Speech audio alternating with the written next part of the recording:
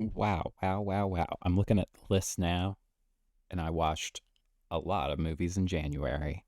Let's review them, you and me together. Let's do it.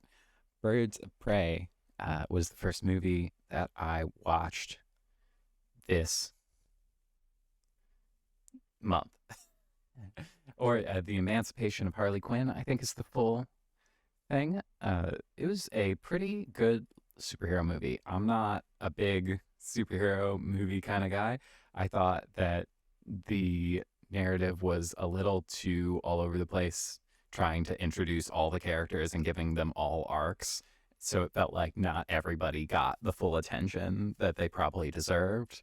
I think the casting was great. I think especially Elizabeth Winstead as Huntress was like a really fun way to characterize that character. I thought Ewan McGregor, what a fun, he's got such a likable face. It's fun to have him play an unrepentant psychopath. It's just good. It was a good time. Like I said, not a big superhero movie guy, but if you're like looking at the list of the 8,000 superhero movies to watch, I would put this one right up near the top, I think. Speaking of superhero movies, we also watched The Suicide Squad. I didn't mention in my previous one, I do think Margot Robbie is like the definitive Harley Quinn. I think she's great in that role. I think it's like such a good a lot of great choices for that performance, where it's sort of bringing that cartoony kind of energy, but not going so over the top that it doesn't bring it all together. I thought the start of the movie was really funny and a cool subversion, and I thought there were some parts in the middle that were great, and I thought the ending should have been. I love Ratcatcher 2 is exactly the kind of character I'm a sucker for, and like James Gunn's usually pretty good at pulling together that sort of outsider thing into something, but I do feel like the ending just did it was let down by the sort of middle section of the movie that didn't quite make it all happen there. I thought, the monologue in the middle with Harley Quinn was great. I thought there were a lot of great funny moments, but just not the whole arc of the thing didn't quite work for me. So it good again. I'd put it fairly high in the list of superhero movies, but maybe not above Birds of Prey. It was fun. I do think the thing I do want to mention is it's maybe the funniest choice in the world that that remaking Suicide Squad. They just named the remake like that they remaking it like a year later. I guess that's yeah. I mean that's really what it is. It's a remake, and calling it the Suicide Squad is so funny. It's it's like if I made like a movie called like Cool Star Wars. It's so funny to me. Let's see, what else did I watch? I watched John Wick finally from 2014, which feels crazy to me because it's just been on my list since then. I get why people love this movie, and maybe it's because I'm watching it so much like 10 years after it first came out. Uh, but I think it's smart to not over explain the world. And I think the action sequences are beautiful and choreographed and like all this great things. And I think Defoe was great. And there's a lot of cool stuff, but it just feels like I have a lot of opinions about the sort of morality expressed in the movie. It seems like the rules, it seems like the director's view is that the rules are, he's both like I'm trying to think like the right way to put it. It feels like the rules are not like something that's within the world and then like outside the world. Maybe we're looking at them like, oh, are these rules good or bad? I feel like the energy of John Wick 1 at least is that the rules are good, sort of unquestionably. And like because it feels like all the characters are essentially murderers. Um, but the people who are like sort of framed as being like evil within the movie are Miss Perkins and the Russian family, like villains, bad guys. It's because they're like not following the rules. They're not like being honorable and respectful. Um, which I think I don't know. I think that that sort of it it doesn't work for me both like from a place of like I don't believe that respectability and rules are necessarily a good like method for judging people. But also, I can't help but wonder if they do a good job of framing John Wick as like the hero by killing a dog at the start, but he has like this moral high ground. When you watch it, it feels like he's the hero. And I feel like should he like maybe is a more interesting, him being an unstoppable boogeyman, which is how all the other characters treat him. I think it maybe works a little bit better if he has a little bit less of a moral high ground, if maybe he's been wronged in some sort of way and he's reacting in like less, we're less on board with his like reaction, that he seems more vengeful, which I'm imagining that maybe the sequels sort of like frame it a little bit differently based on what I've heard, but it does just feel like, I don't know, it didn't quite do it for me. I wasn't blown away, and I was expecting to be blown away by the way people talked about it. I then, like 2 weeks later, I did not watch any movies for like 2 weeks. I watched Puss in Boots. Hey, listen, this is just a good movie. This is just a well animated, fun. The music's like cool. The story's like good. It like progresses. All the characters get nice little arcs. Um, it's fun. They sort of pull from like some more like interesting fairy tale kind of vibes. I really liked it. I thought it was really good, but I don't have a ton to say about it other than that. Hey, it's pretty good.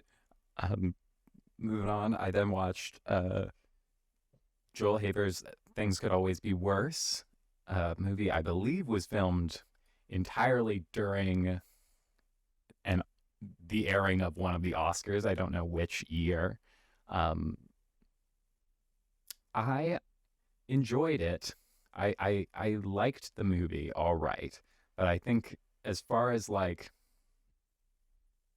Haver's movies, he does like such a good job of like that sort of semi improvised, like letting people be who they are on camera. There's like a sincerity and like funniness and like awkwardness that can be really hard to find in like larger budget films. And I think that this movie does that. But I think maybe compared to some of his other slightly more scripted movies, movies that had maybe a little bit longer production time, it just doesn't, there's not enough meat here to like really like talk about a ton. I think it's just like a sweet little movie, that if you're like looking for something a little saccharine, that is, it's good to watch. It's like a good time. But not like, yeah, nothing that I like can really chew on like some of his other movies. I also watched, I'm according to my list here, I watched this the same day, which is funny to me. Yellow Door 90s Lo-Fi Cinema Club, which is about, well, it's about a movie club that Bong Joon-ho was a part of. The actual documentary is like sort of everything that I hate about Netflix documentaries, in that it's just talking heads and maybe a little bit of B-roll, maybe a little bit of stuff that someone dug out of a chest, but not like, it doesn't feel like a real documentary. It feels like a VH1, like, celebrities talking about this thing. It was good though. The story is like very like cool, and like did like make me be like, oh, I want to start a movie club, and hearing about them like having to like burn like, DVDs or VHS or whatever, and like, you know, just like, or it was VHS, not DVD, burn VHSs onto like copying them and like getting the legal stuff and like watching all these movies. And then some of them eventually became like people in the movie industry, and some of them just are like teachers who just like movies. I think it was like sweet and like uplifting story, but the actual craft of the movie was just like kind of fine. Wow, I watched a lot of movies this month. I also watched Dawn of the Dead. Never had watched it.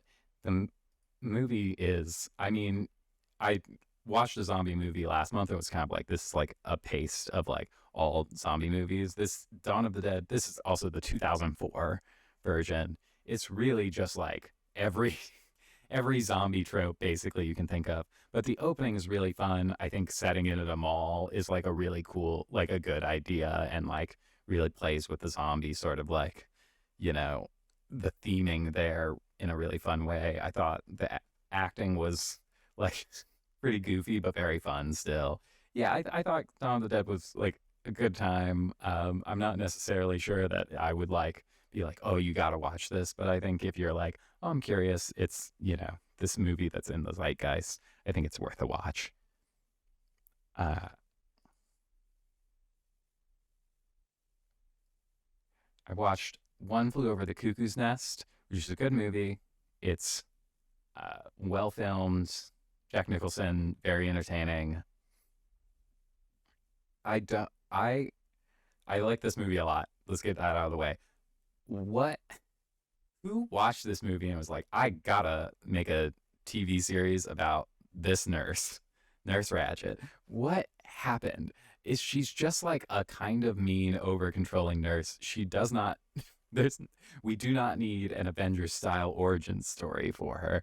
She's just mean. Some people are just like over controlling, like the power, assholes. I I'm so tired of remakes and redos and things, and I'd never watched One Flew Over the Cuckoo's Nest, so I was like, oh, there's probably something really like Nurse Ratchet's probably like a really interesting character, and it's like not like exceptionally, not very much so. I would say that she's just sort of a representation of like, I guess like the the power structures over the people in the like facility and not much else. I mean, I think the actress did a great job. I cannot remember her name because I am not good at remembering things. Let's see, Louise Fletcher. Um, so I mean, it was a great movie. Let's just stop like remaking things and like making things about like specific people from old movies. It's just fine. Just make a new thing. It's cool. Uh, what else did I watch? I watched I Don't Feel at Home in This World Anymore. I thought it was really good. I thought the ending was a little weak. I thought Elijah Wood did a great job of portraying every one of my friends from high school. It's literally every single one uh, of my male friends from high school were just Elijah Wood. And some of them I think still probably are. But they're great. And he's, and both in the good and bad ways, it's just such a sweet, like, characterization. It was a fun time. I think the ending was a little weak. Um, and just like, it was good. It was funny. And then the final movie I watched was Chinatown. I think it's a well filmed movie. I think it's directed well. I think it's written well. I think Jack Nicholson is great. I think all the actors are like really good, and it's a great period piece. However, fuck Roman Polanski. I hate that asshole. Fuck him. See ya. Bye.